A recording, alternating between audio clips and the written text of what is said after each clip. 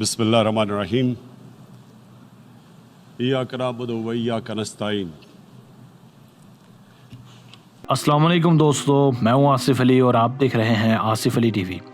دوستو 27 سپٹمبر 2019 کا دن ایک ایسا یادگار دن ثابت ہوا جس دن ایک چٹانی حوصلوں والے پاکستانی وزیر اعظم نے اقوام عالم کے سامنے اپنے مضبوط عزائم اور مصمم ارادوں کا اظہار کر کے مخالفین کی صفوں میں انتشار برپا کر ڈالا۔ انہوں نے بین الاقوامی پلیٹ فارم پر کھڑے ہو کر دنیا کو یہ پیغام دیا کہ ہم ایک پرامن قوم ہیں مگر ضرورت پڑنے پر ہر حد تک جانے کو تیار ہیں۔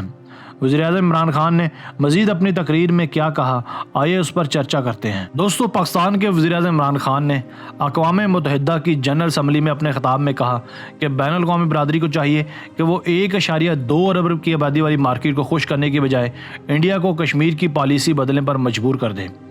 عمران خان نے تقریباً 1 گھنٹے کی اپنی تقریر میں کہا کہ کشمیر کی صورتحال 2 ممالک کے درمیان ایٹمی جنگ شروع کروا سکتی ہے۔ انہوں نے کہا اگر یہ جنگ ہوئی تو پاکستان آخری حد تک جائے گا۔ انہوں نے یہ بھی کہا کہ یہ دھمکی نہیں بلکہ وارننگ ہے۔ عمران خان نے اپنی 17 منٹ کی تقریر میں کہا کہ وہ اس دیش کے رہنے والے ہیں جس نے پوری دنیا کو امن کا پیغام دیا ہے۔ پاکستان کے وزیر اعظم نے مزید کہا کہ کشمیر میں 80 لاکھ افراد کرفیو میں ہیں اور جب یہ کرفیو اٹھے گا تو وہاں خون کی ندیاں بہیں گی۔ انہوں نے سوال کیا کہ کسی نے سوچا ہے کہ جب خون کی ندیاں بہتی ہیں تو کیا ہوتا ہے؟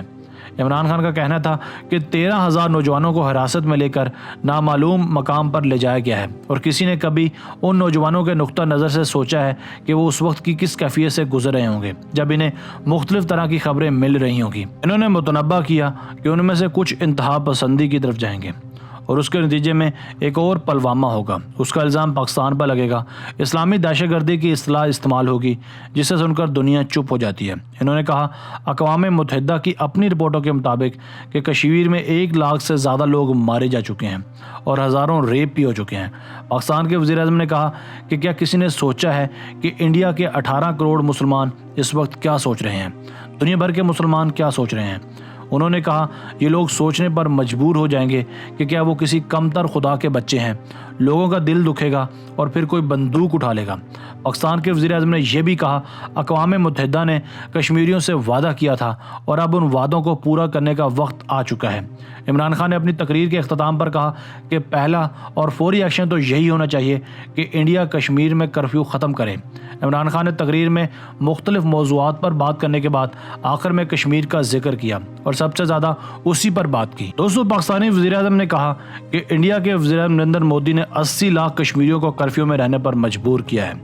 اگر مغرب میں 80 لاکھ جانور قید کر دیے جائیں تو جانوروں کے حقوق کی تنظیمیں متحرک ہو جائیں گی۔ انہوں نے کہا کہ جب کوئی بالادستی کی سوچ اپناتا ہے تو غرور اور تکبر کا شکار ہو جاتا ہے۔ اسی چیز نے انڈیا کے وزیر اعظم نریندر مودی سے کشمیر والا فیصلہ کروایا۔ پاکستان کے وزیر اعظم عمران خان نے کشمیر پر بات شروع کرتے ہوئے کہا کہ جب وہ اقتدار میں آئے تھے تو ان کا ایجنڈا امن تھا اور اپنے پڑوسیوں ایران اور افغانستان کے ساتھ تعلقات ٹھیک کرنا شروع کیے اور اسی جذبے سے انڈیا کے وزیر اعظم نریندر مودی کی طرف بھی ہاتھ بڑھایا۔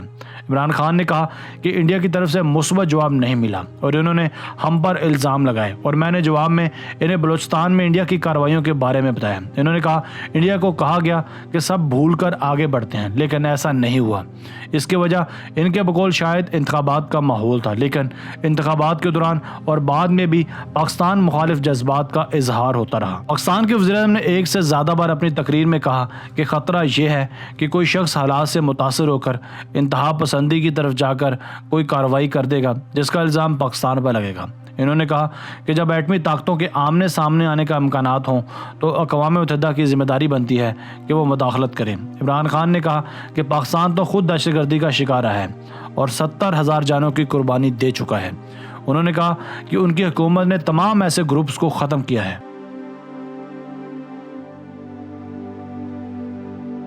دوستوں، آج کی ویڈیو کو زیادہ سے زیادہ لائک اور شیئر کیجیے۔ اگر آپ نے اب تک ہمارا چینل سبسکرائب نہیں کیا تو جلدی سے کر لیں کیونکہ ہم آپ کے لیے ایسی دلچسپ ویڈیوز لے کر حاضر ہوتے رہا کریں گے۔ ملتے ہیں ایک نئی ویڈیو کے ساتھ۔ اللہ حافظ۔